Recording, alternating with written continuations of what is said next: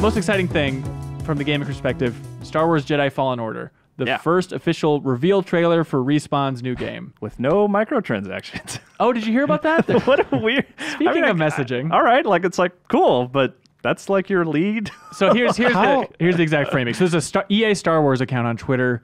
They tweeted out, no microtransactions, no loot boxes, and no, we won't be adding them. A single-player Star Wars story for those of you who are ready to become a Jedi.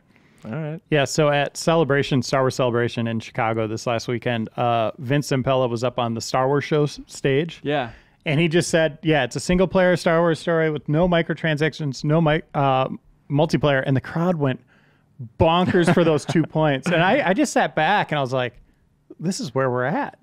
Yeah. This is the, like what we've eroded of player fandom of like, they're at a point now where you like, yes, thank you for not trying to take more money from me. Just giving us a baseline civil video game to play. But EA has been playing this game for a while. I feel like ever since Battlefront 2 and the loot box fiasco, every game at E3, every game they announced, they go out of their way to be like, and no loot boxes! Like, cool, I guess. Like, yeah, we're but then not they murdering have, like, people anymore! In that same breath, though, it's like, oh, hey, here's Apex Legends, Command & Conquer on mobile. And it's like, right. What are you doing? The messaging. FIFA. Well, I especially love like Amy Hennig, who had her game canceled from EA not too long ago, specifically because it wasn't a living game.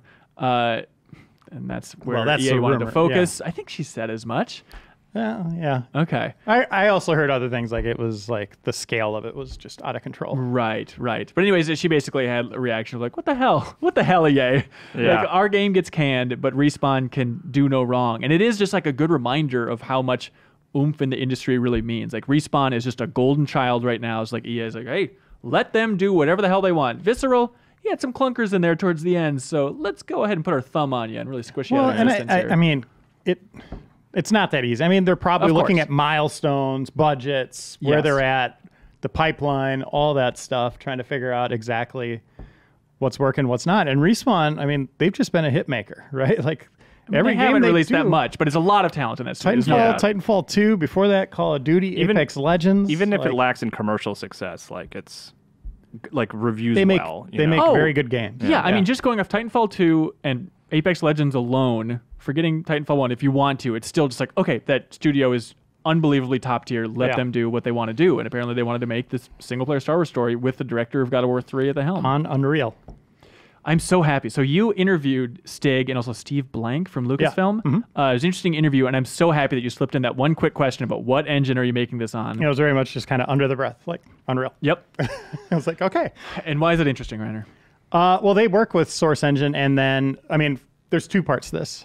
They work with Source and, for Titanfall and all that stuff. But EA has, most of their internal devs use Frostbite from DICE. Yeah. And that seems like people have latched onto that as being a problem. And you've heard devs talk about, like, it's difficult to work with. Yeah, absolutely. You need a lot of engineering help from DICE and all that. Whereas Respawn is a part of EA, yet they are not using Frostbite. They are doing their own thing. Which brings up the question of, people are saying like, oh, EA's forcing it on them. They're making these studios use these things. Maybe that's not the case. Maybe it's the studio heads making the decision, like, let's move over to these new tools rather than build our own. I'm sure EA is strongly pushing, or maybe this just signals that this project was in the works before EA purchased them, right? Which is the most likely scenario.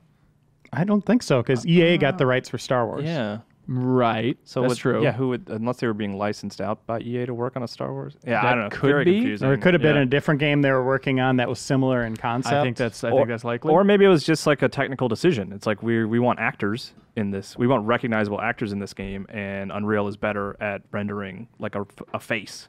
I don't know. I don't know. I mean, it's all speculation. Yeah, I mean, that's true. I mean, all the negative stuff people have been talking about, what we're going through, it's just all speculation. We won't know until they just come out and say. And, right. we just got to ask them next But still, time. it's so weird to be on the, just the fan side of the fence and be excited when you hear about an engine. Like, oh, EA game on Unreal? F yeah! Like, that's such a weird feeling. It's like, but that's where we're at in the industry and just the saga of Frostbite overall, I guess. It's weird. The game itself, you seem excited about the main character. Yeah, Cal Kestis? That's his name? Yes. And the actor is... from Shameless and Gotham, Monaghan. Dominic. Dominic, Yeah. yes. And he's good. I like him a lot. No, it's not Dominic Monaghan. Oh, okay, yeah, because That's the Hobbit.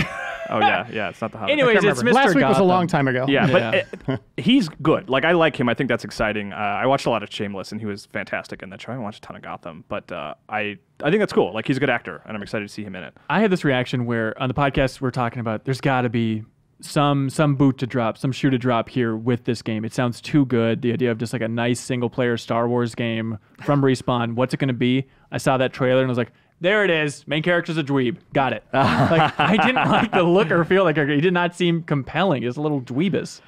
The trailer is kind of... I am very excited for that game. I mean, based on those things, Respawn single-player Star Wars. But the trailer was a little underwhelming, but because it just didn't have gameplay, and it seemed mostly pre-rendered. But Well, it's I like, mean, when you don't have, like, the Sith always have the coolest looking characters, right? Like Darth Maul and all that.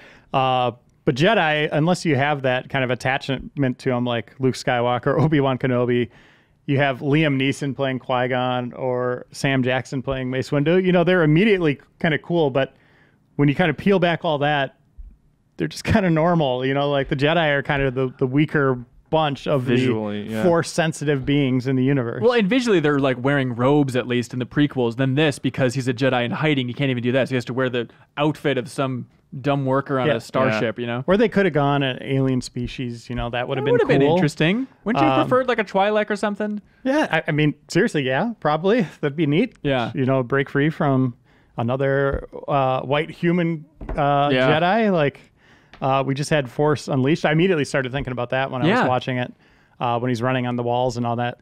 But they said it's not going to be like that. What do you mean? It's going to be more of a kind of a methodical action game.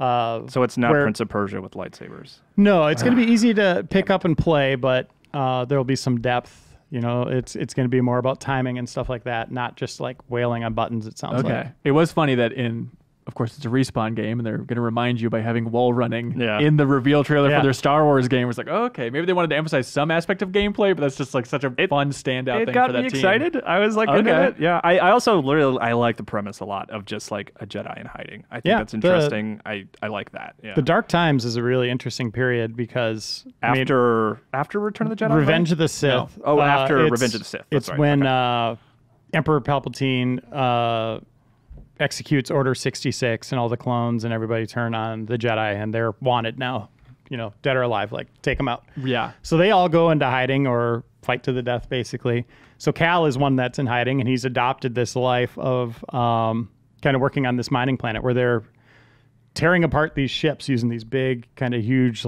machines with lasers. Yeah. And the cool thing is beneath these, you know, these ships are in the air still floating, and they're cutting them up. Kind of like a surgeon blade going through them just really easily. But all the debris is falling into these giant Sarlacc pit kind of creatures. They are creatures? They are creatures that are feeding on the debris. So it's like the super efficient such a fun planet. game over screen. It's like the super efficient planet. But Cal ends up having to use the Force. I think they show what happens like in his the buddy trailer. falls and he ends up saving him. Yeah, he's going to use the Force to pull him back out of this large monster. And from there on, people know he's a Force user. He's Force sensitive. He's a Padawan who was in training. He goes on the run, and the Empire is after him. And they have the second sister, an Inquisitor. Hang on, stop. So it's an Inquisitor, and her name is Second Sister, or is that a rank? Yes, Second Sister is basically her. I guess kind of like a Sith Lord. Like Second Sister. Is there any precedent for Second Sister in the Star Wars universe? There's a lot. Yeah, they have all sorts of numbers of those. And then she has with her the Purge Troopers. And I think these were in Force Unleashed as well, a variation of them. But the Purge Troopers kind of come in to soften up the Jedi to make it easier for the Inquisitors to take them down, or whatever troops come in. Yeah. But they're basically disposable, like really heavy units that are just kind of thrown in to try to at least get them off their guard a little bit. Okay. And we see him light up a lightsaber at the end. He's and got it's a blue not his lightsaber. own. The lightsaber's destroyed, like the bottom part. It looked like it was maybe a double-sided, and I guess we're going to learn whose that was or what the importance of that saber is as the game goes on. What do you think about his buddy BD Wong? Buddy 1. I'm sorry, BD1. Yeah, Buddy Droid 1. I don't know. We didn't see it really in motion. They talked about it being kind of like a little ATST cute. that used to like have a camera on it, so it's just kind of like this weird, fun little droid that's with him. It looks a little like Metal Gear Mark II from Metal Gear Solid Oh 4. yeah, when the because the poster leaked early, Yeah. and that was my first reaction. I think I said in our Slack yeah, chat, yeah. I was like, "Is that from Metal Gear 4?" The thing this game reminded me of most, or the series, was Uncharted. So they showed a bunch of concept art during the panel, and it would be like Cal and BD1 in this sprawling environment that looked like Nathan Drake should be in. They're just forest, right? Like Yeah. rainforest. And then another one in this like ancient temple that hasn't been, people haven't been in there for a while. But it was very much about isolation and being alone in the wilderness, and not an ensemble thing like Star Wars usually is. So it was kind of cool. strange to see that. But Stig told me that it's very much a story of man versus wild, in that it's going to be not only Cal, but the Empire against kind of the elements and kind of braving whatever this planet that's throws in fun. them. The planet Braca.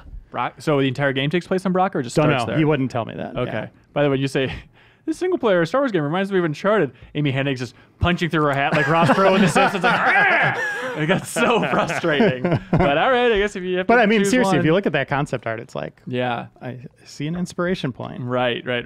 I'm excited to see the little robot buddy in action. Like, Yeah. People on Twitter made the obvious joke of like, all right, so Respawn starts out with a big robot buddy with Titanfall, and then Apex Legends, it's medium-sized robot buddy, and now it's Oh, the that's tiny pretty clever. robot I didn't buddy. even think about that. Yeah. Just shrinking and shrinking. I hope it doesn't talk.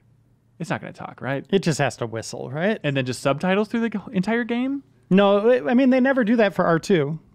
Yeah. It's just the characters know, and they say it back respond. to him. He's got to be right. so frustrated with that. Like, yes, that's exactly what I just said to you. Why are you saying that to me? Hopefully it's Ben Schwartz. That's my hope for that. Yeah, wouldn't it be nice? Odds BD1 will die in that game. Oh. How many scenes are there going to be where he goes, BD!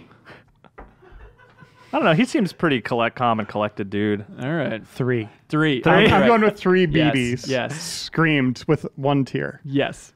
Also, if you had to predict a Rebels cameo, because it's the same timeline, who do you Oh. think? What's going on here? Is it because it's confusing if he meets up with Ezra, right? Because it's Yeah. like, all right, now what do we do? Kanan, because he's a Okay. Jedi at the time. Yeah, and maybe it's like when he's blind, so he won't even know there's another Jedi around. He'll just walk right by him, and only your character will see him. Yeah, I would say that probably. Okay. You think there'll be any big hitters? Any Darth Vaders or Palpatines? Yeah. Yeah. There's got to be at least one. Maybe Well, not Palpatine's Vader. already in the trailer for like, oh, no, 66. Yeah. Anytime new people get to use Star Wars, they cannot hold back from doing this. Yeah. They always like, well, yeah, but then when Luke was back on Tatooine, guess what? Boba Fett was there. And they fought each other. I don't think it'll be a Fett. I don't think Boba Fett will be in this one, but there'll be somebody. I could see a Fett being actually the most likely. Yeah. I don't know. Mandalorians. IG-88. Han Is he dead? Solo would be weird. IG-88. He is died a in Shows of the baby. Empire, which is half foot in, half foot out. Still maybe canon. Let it go, man. Ain't canon. No. His ship is in the remakes of the original Star Wars movies. Yeah, maybe Sabine. The Outrider is in Return of the Jedi. I could see that. Anthony Daniels. He'll waddle through the frame. Just He's got line nothing action. better to do. You know what? Somebody tweeted a picture with Anthony Daniels on an airplane, and they were like, "Oh, I got to meet the original C-3PO." I was like, "Original? He's the only one." That's hilarious. So the game's coming out November 15th. Yeah, Very PS4, exciting. Xbox One, PC. Number one most anticipated game of the year. For me, yeah, I can't help myself, right? It's just Yeah. Star Wars everything for me. Yep. That was just a clip from a larger show called The Game Informer Show. You can find it on iTunes, Google Play, or GameInformer.com. We take the fun opportunities and exclusive information from Game Informer magazine and boil it into a show that airs every Thursday with exclusive cover story information, developer interviews, a lot of fun stuff. So come love games with us.